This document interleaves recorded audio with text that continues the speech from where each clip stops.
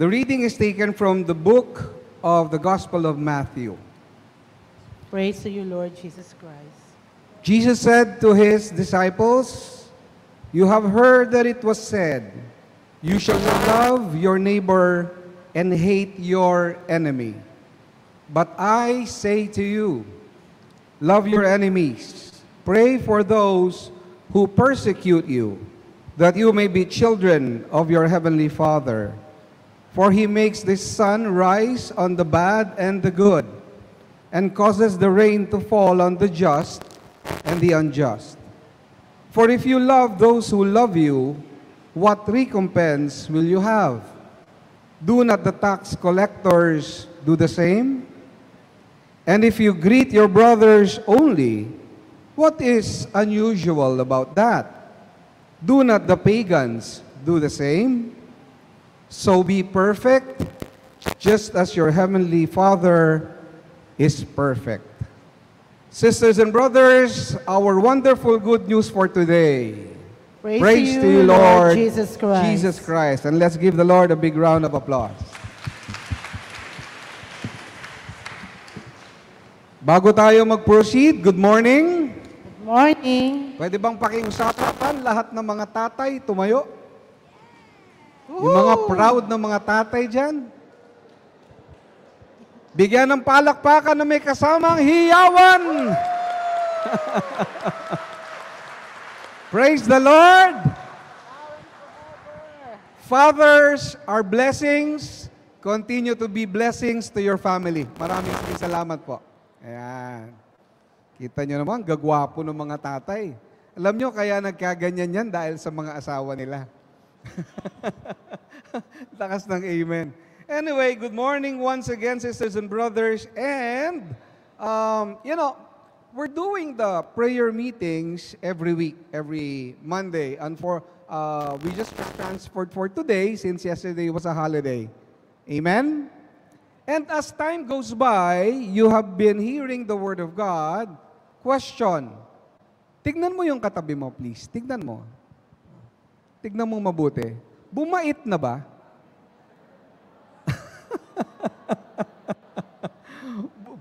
O pabait ng pabait? Yes or no? Pabait ng pabait? Lahat na nagsasabing ang bait-bait nung katabi niya pumalakpak.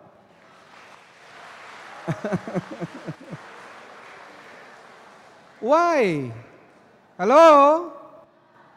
Because the very purpose of our Bible studies, of our prayer meetings, is not simply for information. No? It's good to be informed. But the purpose really, and end goal natin, is for transformation. Pagbabago. What is the first day of the week? What's the first day of the week? Sunday. That is why the gospel readings on a Sunday day are completely discussed by the entire readings of the entire week. Okay? Ulitin ko. Kung ano yung gospel reading ng Sunday, lahat ng ipapanganak, Monday, Tuesday, Wednesday, and so forth, ng mga readings will all support and pertain to the gospel reading on Sunday. Let me just review. Konti lang. What was the Sunday gospel all about? Anyway, ang sinasabi doon, this is how it is with the kingdom of God. Ito ang paghahari ng Diyos. It is as if a man were to scatter seed on the land and would sleep and rise night and day. Naghahasik. Ang kaharian daw ng Panginoon ay parang isang paghahasik ng binhi. Tapos, ang hinihintay ng farmer, obvious ba, ay yung kanyang inihasik ay lumago. Di ba? Ika nga, ikaw yung nagtanim, dapat naman yung tinanim mo, yung hirap mo sa pagtatanim, may result.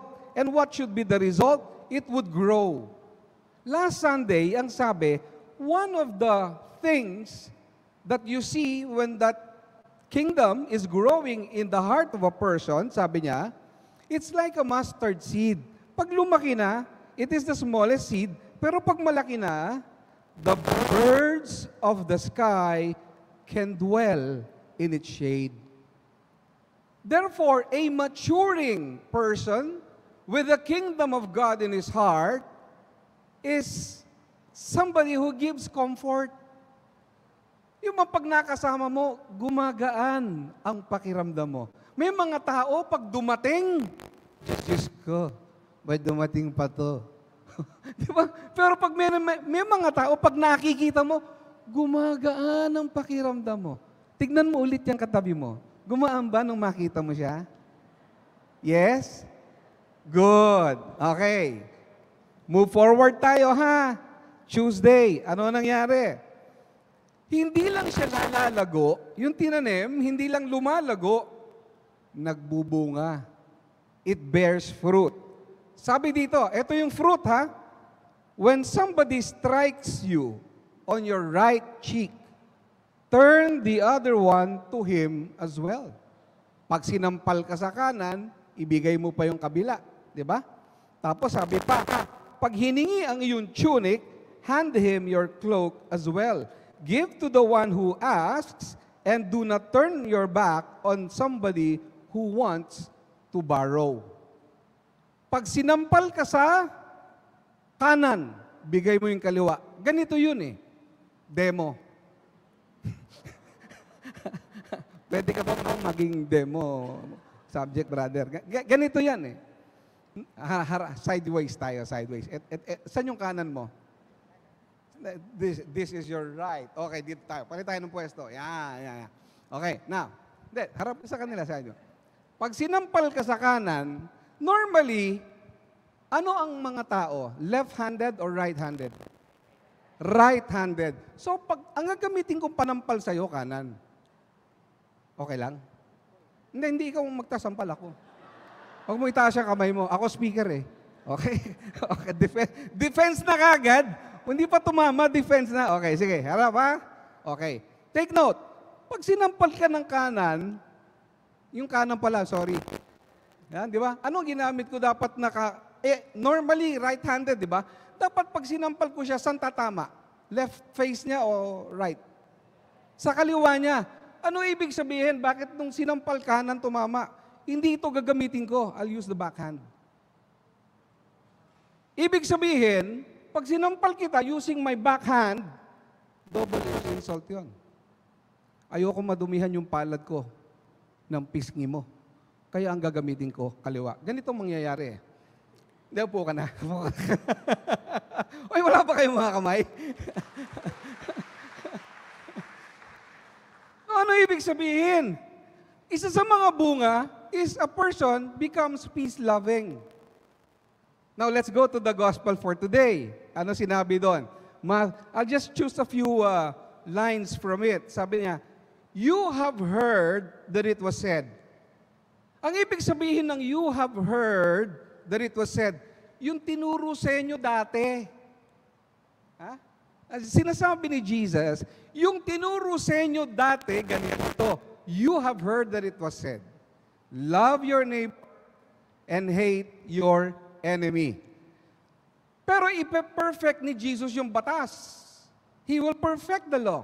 But I tell you, love your enemies and pray for those who persecute you. Ang tanong natin, ano bali? Kaaway ko eh. Di ba? Kaaway ko eh. Pina-persecute ako, wala nga akong ginagawa eh. Well, let us continue. Ano pa sabi ni Jesus? Because if you love those who love you, what reward will you get? Are not even the tax collectors doing that? Hindi ba yun din ang ginagawa ng mga makasal? Why is it that tax collectors are called makasalanan during their time? Di ba? Sinners. Why? Because the tax collectors are their fellow Hebrews collecting from them and giving the money to the Roman conquerors. Kaya yung tax collectors are perceived to be traitors. Okay? Anyway, sabi niya, kung yung mga tax collectors nagmamahal kayo pa ba? O hindi ba? Ginagawa din yon. So you have got to do something more than just the usual, more than just the normal. So that, ano ang end result? You would be perfect, therefore, as your heavenly Father is perfect. May end goal. You're sitting there has an end goal. You're attending services, mass, simba, samba, whatever we call it, has an end goal. It is not simply fulfilling an obligation, but the end goal is that you and I be perfect as the Father in heaven is perfect. Ano ibig sabihin ng perfect? Kasi tayo hindi natin ma-achieve yan eh. Di ba? Meron ganyang kanta, close to perfection. You hear the song? Okay. When you talk about perfection, you're talking about holiness. Hello? When you're talking about holiness, you're talking about being blessed. And you know what? In the reading for today, what you will see there is that it is in reaching out to others. One of the fruits of growing, maturing in our relationship with Christ is that we are able to reach out to others. And the good thing about it is that may benefit. Helping others is the key towards blessedness. Are you following me? Hello? Do we have Buddhists in the house? May Buddhist ba dito? Meron? Wala? Okay. In Buddhism, it is said that if you are going to help others, you are actually helping yourself. Buddhism yan. Hindi yan Christianity. Okay? One Chinese philosopher by the name of Fan Zhongyan said it well. Sabi niya, think first of those who suffer in this world and have compassion for them. Isipin mo muna. Sino yung unang iniisip? Yung mga nagsasuffer in this world. I saw in one feed ng TikTok, this person was talking about economics. Okay? And he said, ipagdasal natin yung bansa natin because ang economic strategy ng bansa natin is not inclusive, but rather exclusive. So ano nangyari? Hindi ka parte yung ordinary members of the society into wanting and with the support of the government to lift up their status. Yun yung kanyang sinasabi. Why? Because ang iniisip lagi ng tao, first and foremost, sarili niya. Okay? Now, sabi nitong Chinese philosopher na ito, first, you think of those who are suffering. Have compassion for them. And then, think about the joys of the world. Doon mo palang iisipin yung R&R, yung enjoyment natin, personal. So that, mag-enjoy tayo? No. So that we can share whatever we have for the enjoyment of others as well. It is always outward looking. One of the fruits of, ano sabi naman ng Kristyanismo? Sabi ng Proverbs. Huminto. Ayan, then. Do not withhold good from those to whom it is due, when it is in the power of your hand to do it. Kung kaya mo rin lang gumawa ng mabuti, gawin mo. Huwag mong, Huwag mong pigilan o huwag mong itigil ang paggawa ng mabuti. Kaya nga yung umpisa natin, ang tanong ko, tignan mo yung katabi mo, pabuti na ba ng pabuti? Kasi yung paggawa ng kabutihan, ang pruweba na ang tao'y pabuti ng pabuti. Okay, now, that is why what they're saying here, what we are finding out here is that when we are reaching out to people in need, when we are trying to help out people who are in need, that is when the flow of blessings come. Actually, kapatid, when you are sharing, when you are giving, when you are helping, you don't lose anything. You are actually gaining. Are you following? Okay, tuloy natin ha. Ang problema sa tao, marami, sorry to say, may kasabihan tayo, Katoliko, sarado, dekandado, de barat. Tignan mo ulit yung katabi mo. Tignan mo. Mukha bang de barat? Diba? Kung minsan kailangan panturuan mo eh. Parang yung bata, close, open, close, open. Diba? Alam nyo daw yung mga debarat sa pagtulong, ha? Sa pagtulong. I'm talking about sa pagtulong. Yung mga debarat sa pagtulong. Alam nyo kung ano sakit? Arthritis. Buksan mo yung kamay mo. Aray. Ang sakit, arthritis. Kaya kung nararamdaman mo na yung arthritis na yan, tuloy ko na lang to. Okay. What are the hindrances? Okay. Ano yung mga sagabal? Why is it that people are not being blessed as they should be? Number one, when it comes to helping, they procrastinate. Ano yung procrastination? It is to put off something that you can do for today. Yung pwede mo nang magawa ngayon, sasabihin na lang natin, bukas na lang. Next week na lang. Next month na lang. Sabi nga ni Ani sa kanta, tomorrow, I'll help you tomorrow. There's always a day away. So, ang nangyayari, hindi tayo nabe-bless. Yung blessings hindi nagfo-flow. Hindi tayo ma-bless because we are not blessings to others. Sabi nga po ni Solomon in Proverbs chapter 3, the verses 28. Yan. If you can help your neighbor, basa. Next word. Sabay-sabay. If you can help your neighbor now, don't say, come back tomorrow, and then I will help you. Kung pwede mo nang gawa ng paraan ngayon, now na. Ngayon na. First hindrance to your blessing in life, to our blessing in life, is when we procrastinate when it comes to reaching out for others. Amen? Second, basa.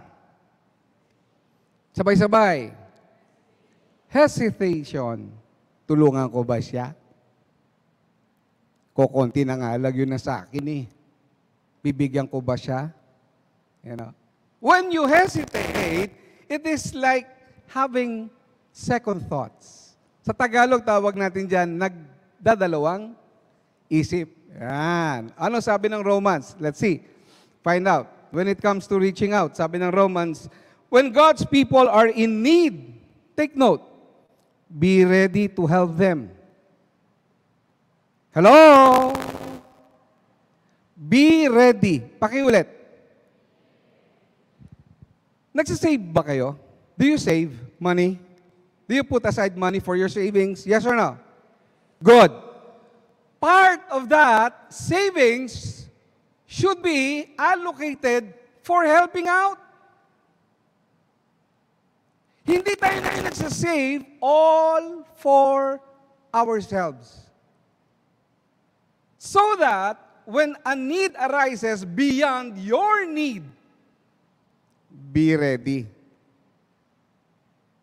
You see? Be ready. Ready kang tumulong. Kasi meron ka na tabi. At yung tinabi mo, hindi lang lagi yon para sa'yo. You know, it hurts all the more kapag yung itinatabi mo, pinagkaipon-ipon mo, ang itinulong mo, when you hurt all the more, you will be blessed all the more. Naalala ko, meron akong nakita sa Facebook. Isang friend ko whose husband is in the hospital. You know? Gusto kong tumulong. Nagpadala ako ng konting GCash. Sabi ko, sis, ano ba ang GCash number mo? And then, obviously, hindi na siya nagdalawang isip, pinadala agad. Diba? Pinadalan ko. Konti lang. Alam niyo, no more than 2 hours. Listen to this. Somebody whom I've worked with for over 18 years ago, no less than 18 years ago, friend ko siya sa Messenger, pero hindi kami talaga in contact with each other ng mga 18 taon na. Message me. Sabi niya, "Sir, may I know your GCash?" Sabi ko, "Why? Of all the time in the world na hindi kami nagko-communicate." All of a sudden, sabi niya, kasi retired na siya from work eh. Alam niyo po ang trabaho niya, take note. Siya po ay overall. From janitorial to maintenance, ganyan, overall siya. Kasama ko siya sa isang office before. Ngayon, nag-retire na po siya. Ang nangyari, making a long story short, ang nangyari pala sa kanya, pag uwi niya ng probinsya, yung kapitbahay niya, nag-abroad na, siya yung nag-alaga ng house.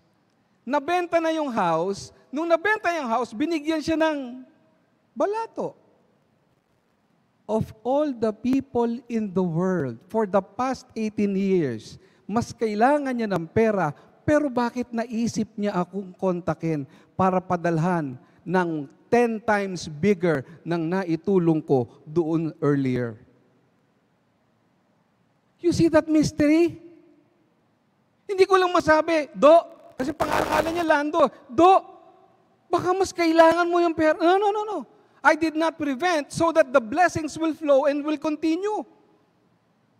Sabi niya, "Sir, kayo ho naalala ko." "Bakit ako naalala mo?"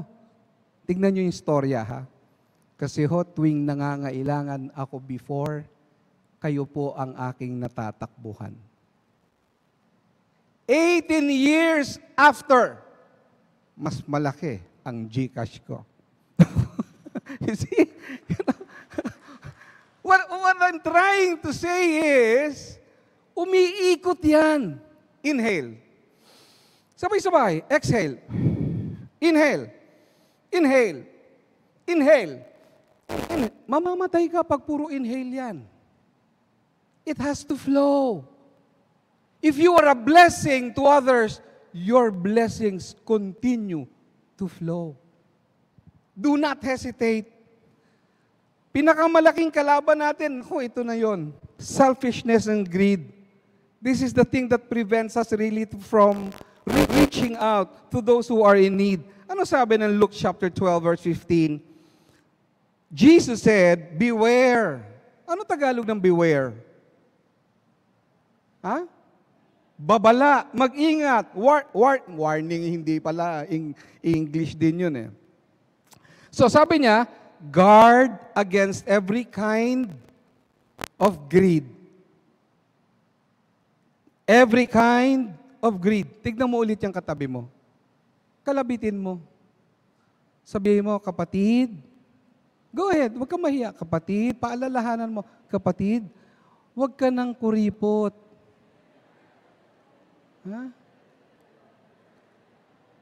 Mahalaga yun eh. Take note. Because life, sabi ni Jesus, because life is not measured by how much you own. Hindi nasusukat ang iyong respectability by the amount of wealth you have. Hello? Kilala niyo yung mayor ng Bamban? Ano pangalan ng mayor ng Bamban? Hindi mo rin matandaan? Wala rin siya maalala eh. Sa lahat ng mayor, yun ang mayor na walang recall. Diba? Meron ako nakitang picture, mention ko na lang yung mga names ng outfit. Bulgari, Ralph Lauren, Louis Vuitton, Chanel, etc., etc., etc. Question, does it make the person respectable? Tignan mo yung katabi mo. Hindi pa nga niya alam kung ano ulam niya mamayang tanghalian eh. Pero pag tinignan mo, mukhang kagalang-galang. Tama ba? Parang ayaw nyo mag-agree. Alam mo, that's one thing I like coming here with St. Peter. Pag dumating ka talagang, people all are dressed. Dressed. Maayos. Kanina nagmamadali ako kasi matraffic. Sabi ng wife ko, teka muna, mag-aayos ako. Lahat ng tao sa Peter maayos. Kita nyo? Kaya ako sabi niya, bilib ako sa'yo. Sabi ng wife ko, I don't normally go out, give talks, wearing pants like this. Yung pag dumapo yung langaw, dumudulas. Gumaganon-ganon siya. I'm a very comfortable person with jeans and things like those. Ano yung suot ni Ryan kanina? I like those kinds of stuff eh. Pero pag Peter, pati balat ko sapatos, pinasishine ko. Diba? What I'm trying to say is, it goes with the package of respectability. But you are not as respectable as any other person when we are not reaching out to others. Reach out. Amen? Ano ba dapat attitude natin for us to be able to close open our hands? The attitude must be this. God owns it all. Basa. Sabay-sabay na malakas. Bakit ko kinukulit kayong basahin? So that iba yung sinabi at nadinig kesa sa nadinig lang. Merong recall. Everything you have is owned by God. Let me prove it to you. Ano sabi ng Psalm 24 verse 1? The earth is the Lord's. Kanino yung earth? Kay Lord. And everything in it. Is your car in the world? On earth? Yes. Is your house on earth? It's not yours. You're a steward to it. Tuloy natin. Sabi pa niya, hindi doon humihinto. The world and all its people belong to Him. Again, tignan mo yung katabi mo, ang Diyos ang may-ari dyan. Kung ako lang, baka hindi ko papatulan. Pero ang may-ari sa lahat-lahat ng meron tayo, sa lahat ng meron ng mundo, sa lahat ng naipon mo, sino may-ari? God. We are all stewards. Alam nyo, sino nasa accounting department? Can I see your hands? Accounting department, hands please. Hands, huwag kayong mahiya. Huwag kayong mahiya. Audit, specifically in audit. Anyone in audit? Yan, wonderful. Why did I ask? Kasi at the end of the day, when the journey is finished, all of us will go through an audit. Remember, the parable of the talents in Scripture. Binigyan yung isa, 1 talent. Binigyan yung isa, 2 talents. Binigyan yung isa, 5 talents. Ano ginawa? Bumalik yung master after a while. After a long time, the master returned from his trip and called them. Tinawag sila to give an account of how they had used his money. May audit, kapatid. Hello? I-audit yung iyong time. Paano mo ginamit yung time mo? I-audit yung iyong wealth. Paano mo ginamit yung treasures mo? I-audit yung talent mo. Paano mo ginamit yung talent mo? Hello? You are very eloquent. Ang galing mo magsalita. Sobrang galing. Lahat ng chicks na bola mo. Tinitignan ko kung sino-sino magre-react. Diba? Ginamit sa hindi tama. Ginamit sa pagsisinungaling. Ginamit yung resources para ipakita, I'm more and higher than anyone else. May problema. Because all of these things will come to an audit. So, ano gagawin natin? What shall we do when we all go out? Number 1. Anong gagawin natin? Assignment, To bear fruit. Consider God's blessings upon you. Consider God's blessings upon you. Inhale, one more time. Exhale. You're still alive. Isn't it a blessing? Amen? You can raise both of your arms. Can you raise both of your arms? Raise both of your arms. Praise God. Baba, you did not have a stroke this morning. You're able to move freely. You're blessed.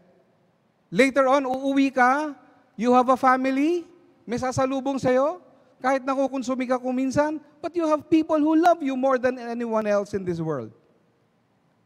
Pagkatapos ng prayer meeting, babalik ka dun sa pwesto mo, wherever that is, you have a job who's going to pay you and who's going to give you a bonus this coming...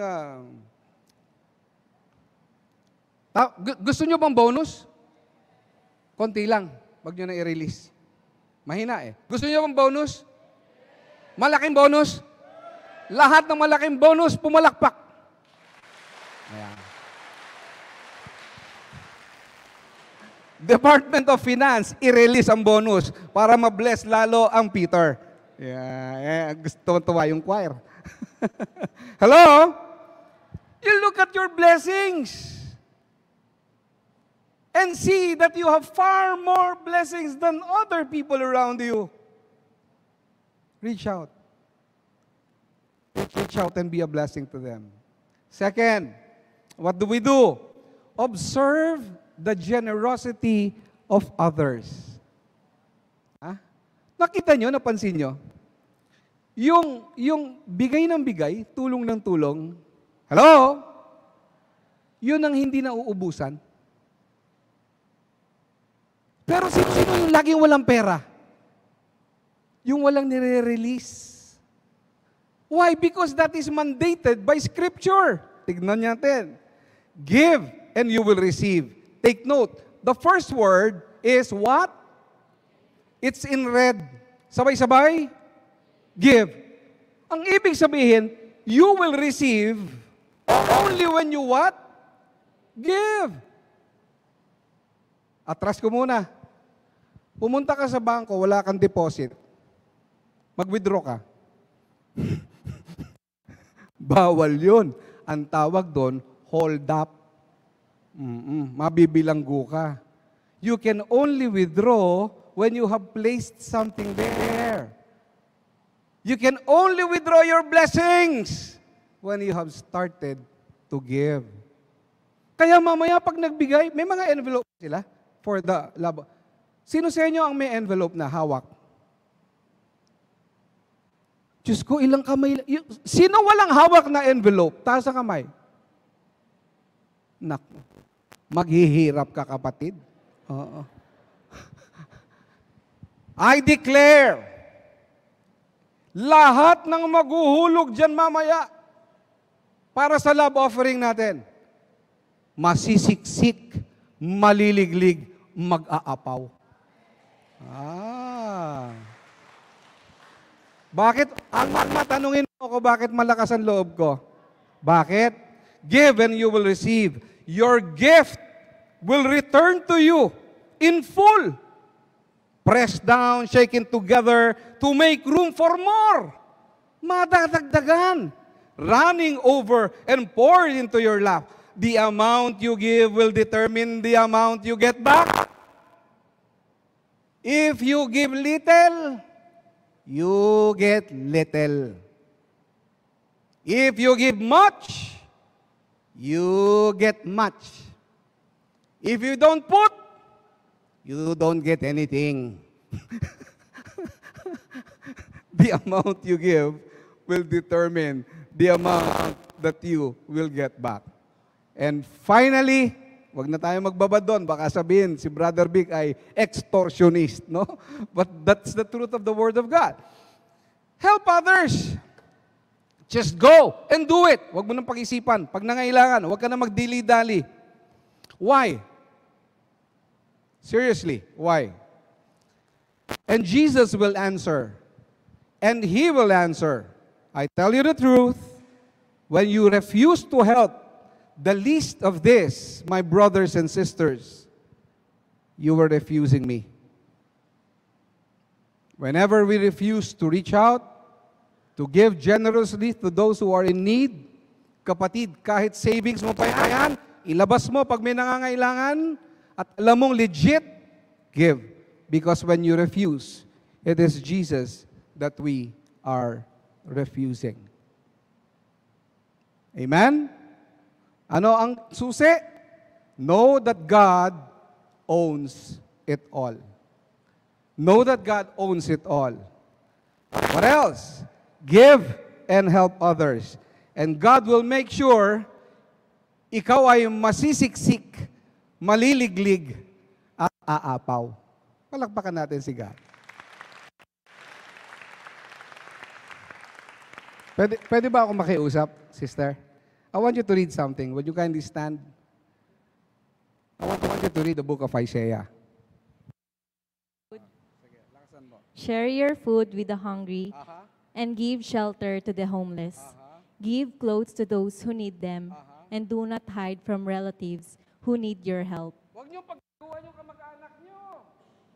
Diba? Sasara yung pinto, pakakawalan yung aso. Huwag! Huwag! Tuloy-tuloy. Then your salvation will come like the dawn, and your wounds will quickly heal. Your godliness will lead you forward, and the glory of the Lord will protect you from behind. When you give, take note. Ang daming bawi. First, salvation. Second, there will be healing. Third, there's godliness. You mature in your relationship with God. And fourth, you will always be protected by the Almighty. Ano ang talo? Tell me, sino ang lugi? Ang lugi, yung hindi marunong magbigay. God bless you all. Magandang umaga.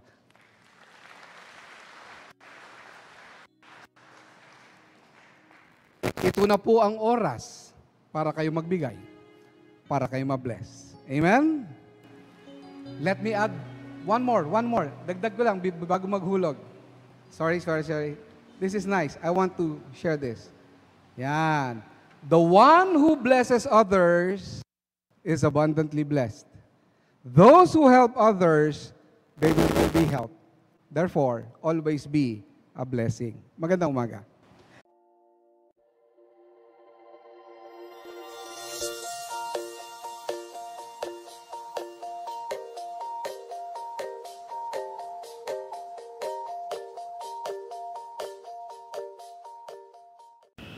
God is good all the time.